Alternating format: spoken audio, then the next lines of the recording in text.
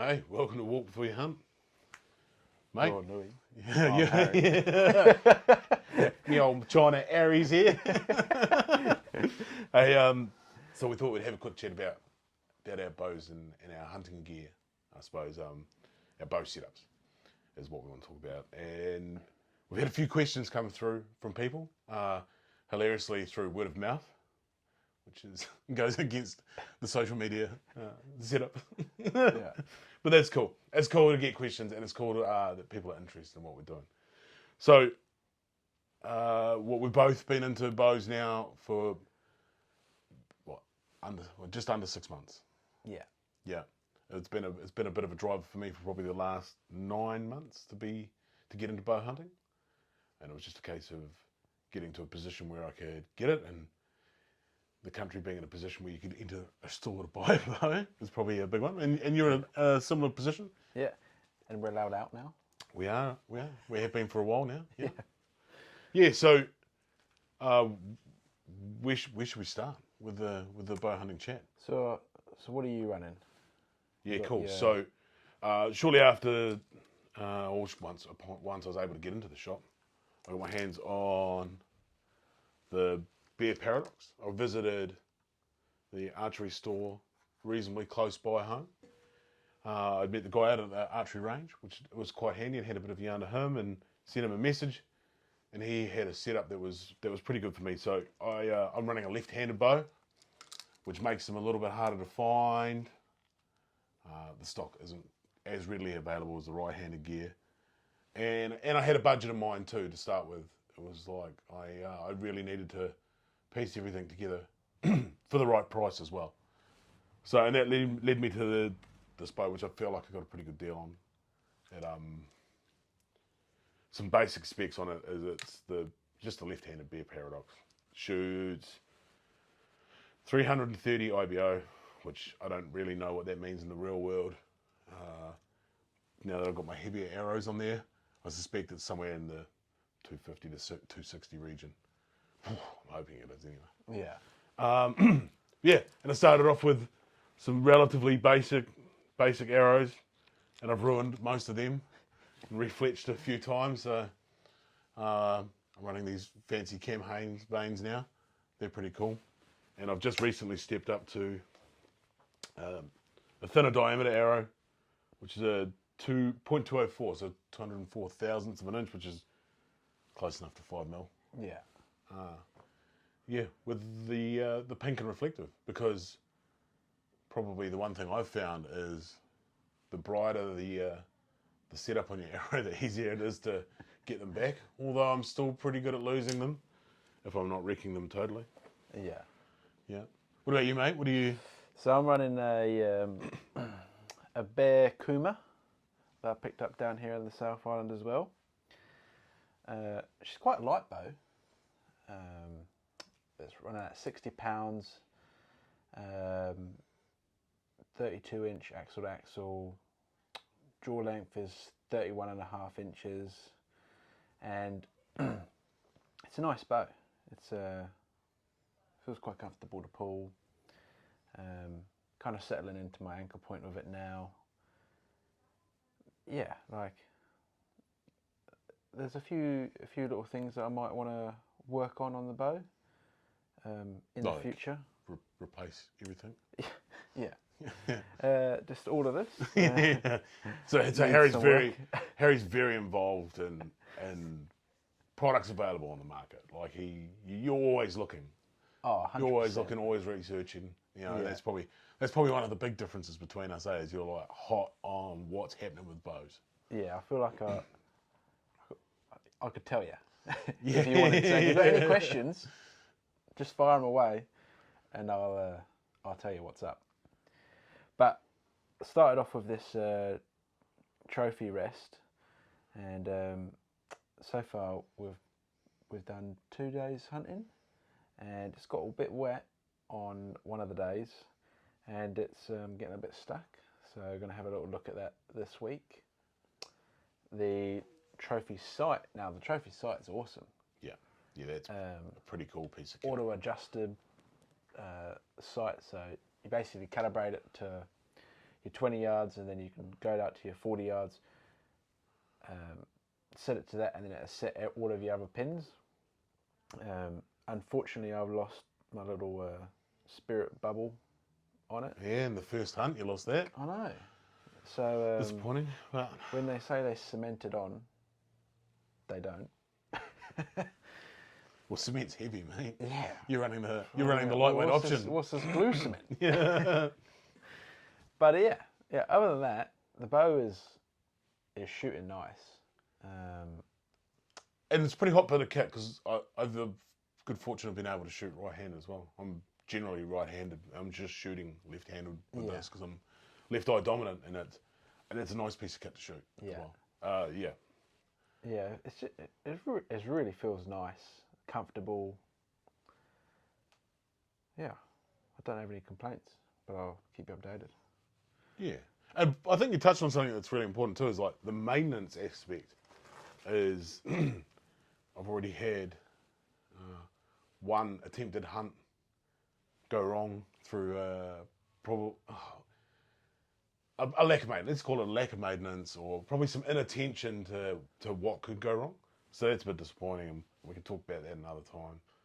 But I think it probably just drove it into me how much I need to be on top of this stuff. Like, there's a lot of moving pieces on one of these bows. Yeah, there really is. And you've really got to be all over it. And I suppose, and that's something, man, you just don't know what you don't know, right? Like, that's it. You learn these things along the way, and we're both beginners, so like we're learning a lot of mistakes. A lot of things do work as well, but it's quite cool to actually see the mistakes. And on the flip side, I suppose we're doubling down. We're learning heaps because we're learning together. I suppose is probably one of the cool parts. Yeah. So you're running 60 pound there, which is that's 60? that tapped. Yeah, so that's the bow maxed out at 60. I'll probably stick with 60 for a while. I think I'll get comfortable at that. And then what? Straight up 90. Yeah, straight to 100 pounds. The C note I heard it referred to this week. Yeah, so for me, what was important was that I got a bow that was capable of 70 pounds. And I think probably about 3 weeks into pulling this thing, I was like, yeah, sweet, I'll just wander up now and we'll go. And so I went from 55 to 70 straight up, and it's nice. I'm very comfortable at 70 pounds. I don't think there's going to be an option to go any heavier with this. Yeah. I don't know that there's a need to go any heavier with this.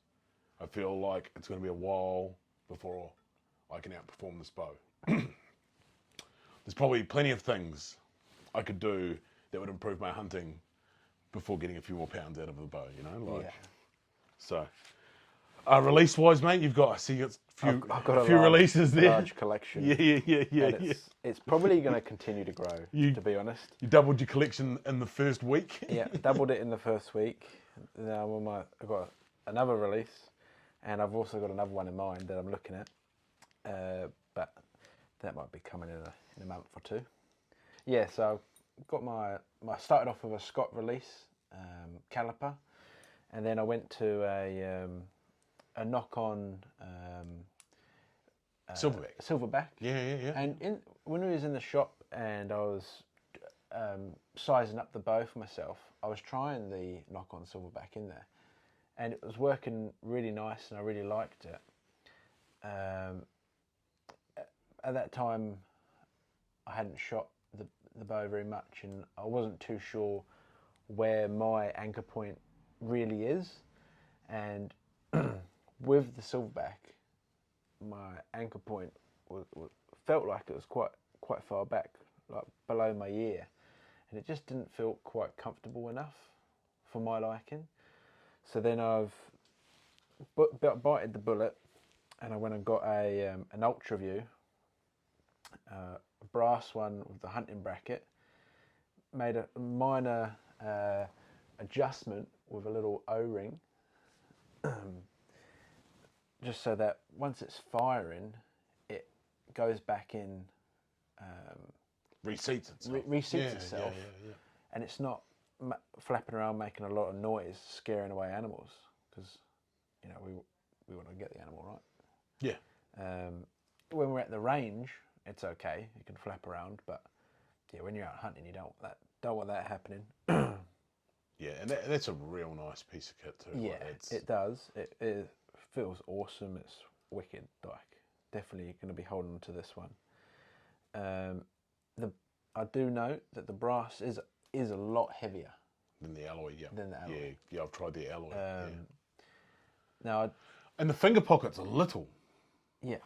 Like, I've got some big old meat paws on me, and my fingers just squeeze inside that. Yeah. So that's definitely something, like when you're ordering, you need to take that into I'll have the grande. Yeah, so I can drop a little bit of weight on this. I can take off the hunting bracket, and I can put on the two finger. The two finger, or I can put on the aluminium. Oh yeah. The finger that it comes with. And that'll drop a few grams on it. But we're talking grams, all right? Yeah, it's still heavy, you know? Yeah. But in saying that, when you're pulling back, it just feels solid in your hand. And I like that feeling. So, yeah, like you're pulling 60 pounds. It's not like it's no weight at all.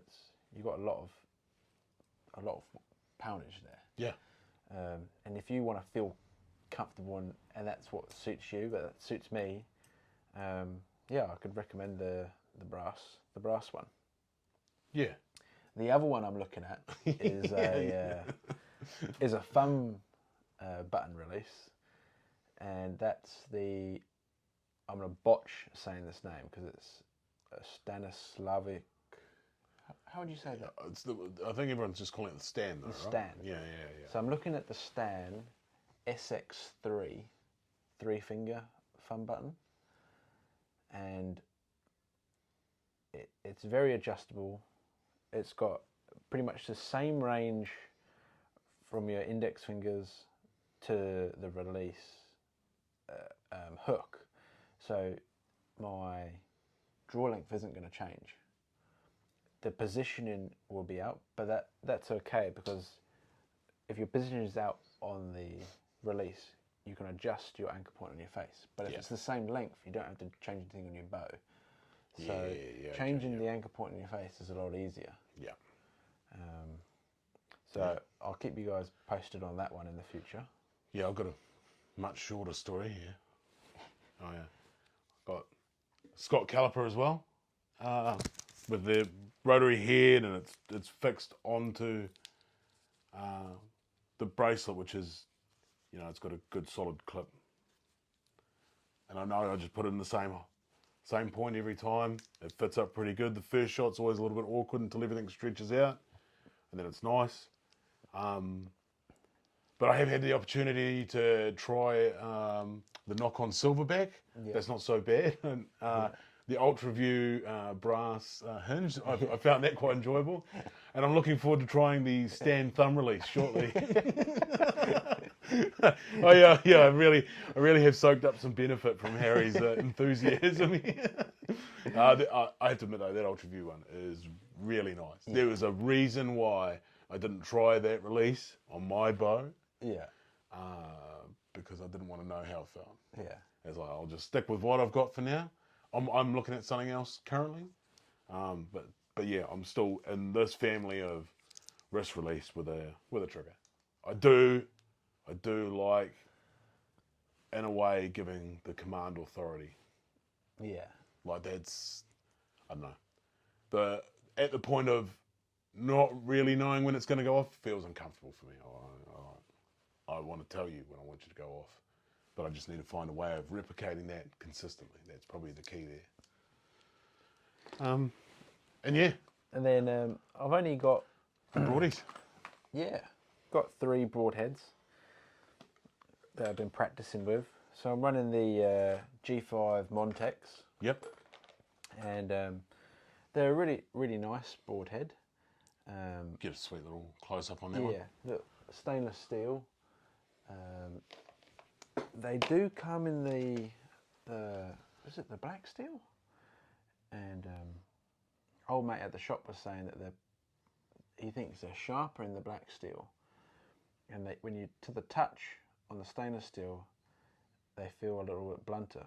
But I've sharpened these up, and yeah, I wouldn't want to be in front of them. Yeah, yeah. You know. Yeah, 100%. They like none of the broadheads. I got a couple different ones that I'm running. I did hilariously buy those cheap ones, and boy, oh boy, they were rubbish. like inches to the right at 30 yards. Like, it was noticeable difference, and it was like, and to be fair, it was pointed out to me that they'll probably be rubbish, and they were exactly that. So, Slik-tricks, 4 blades, replaceable blades. They're like little razor blades in there. You can assemble it all up, and they fly really sweet. They're bang on. You wouldn't tell the difference between a field point and this. And then the Magnus 2-blade, but I've sharpened up, and when you hit the target with these things, like, you just see the arrow go so much further through the target than probably the Slik-trick does. I've noticed, and I don't know whether that's just something to do with the way we built our target, because we built a target pretty early on to hammer away with broadheads, because my bag was not going to survive very long at the rate we were going. But yeah, we've done a lot of well, I definitely have looked into broadheads a lot now, and looking at what going forward, if I was to buy more G5 Montecs, or if I was to switch. Now these are quite available in New Zealand, which is awesome. Like, you'd be able to pick these up quite easily. You could order them offline and have them within a day. So if you was in a jiffy and you needed more broadheads, you could get them pretty quick. Yeah. But some of these other ones online that are looking pretty good, like iron wheels. Like, quite specialist kit though, some of them, eh? Yeah. Now they're expensive, but if you can get your hands on some of them, those single bevel. Single bevel. IFOC. Hey, look, after doing plenty of research, looking at how the heavier fixed broadhead does more damage than the mechanical. Yeah. Look, I think it's the way to and go. there is plenty of information either side around that, and and people's feelings on it. I definitely know where I sit on that one. Yeah. And I and that was one thing I did when I got these new arrows, was bring that weight up, chase a little bit more FOC. Yeah.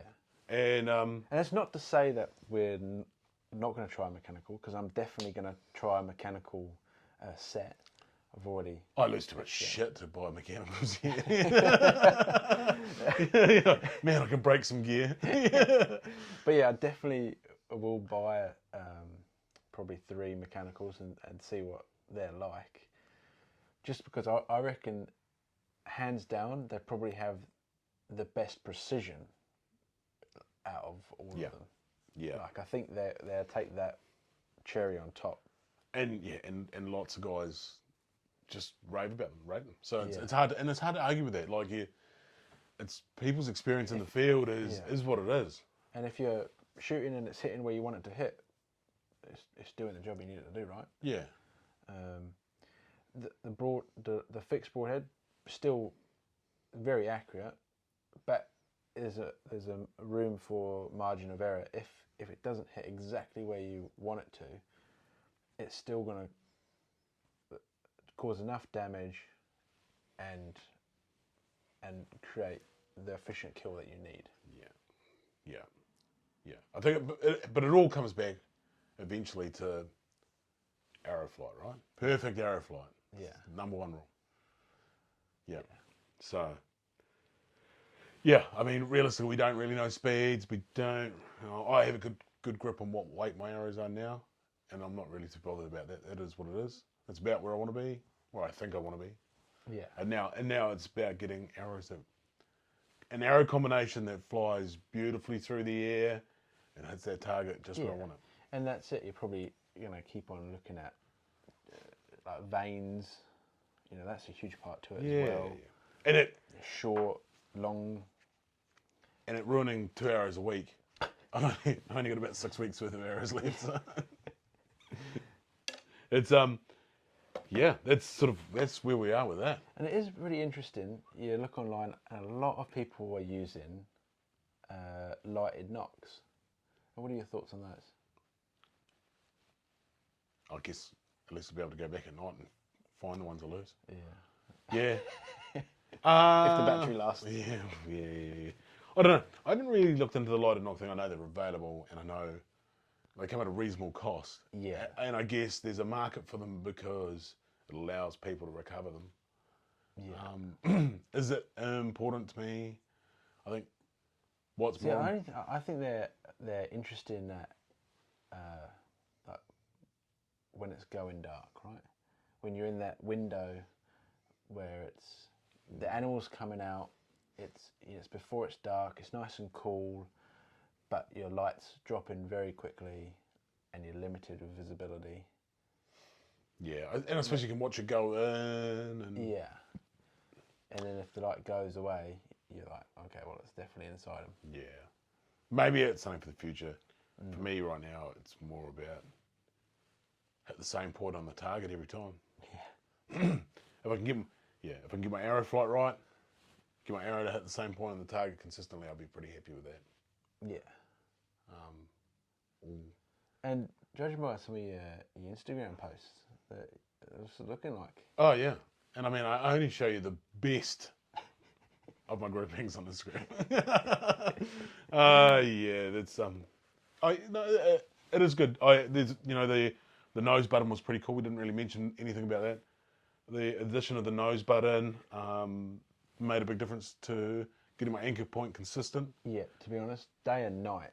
Yeah. From the moment that was installed, literally, you put it on, we went out and shot the next day, and the first 4 hours that you shot were like... Yeah. Just, it made a massive difference to the accuracy. And then the next 4 were even better. And the 4 after that were even better. So and then I think I broke 2 arrows in the 4 after that. Which is just a running thing. Yeah. But yeah. Other than that, it's just keep your maintenance up. Wax the strings. Go over everything like that. After the wet hunt, I didn't go over and now I've lost my spirit bubble. Yeah, and just little things like you realise how much high tensile steel there is on one of these things. Because all of a sudden, you get a day or two in the damp, just a few little patches of corrosion here and there start to spring up, so you just got to keep on top of those things. Yeah. Otherwise, cool piece of kit. Like I don't think I could ever love a rifle this much. No.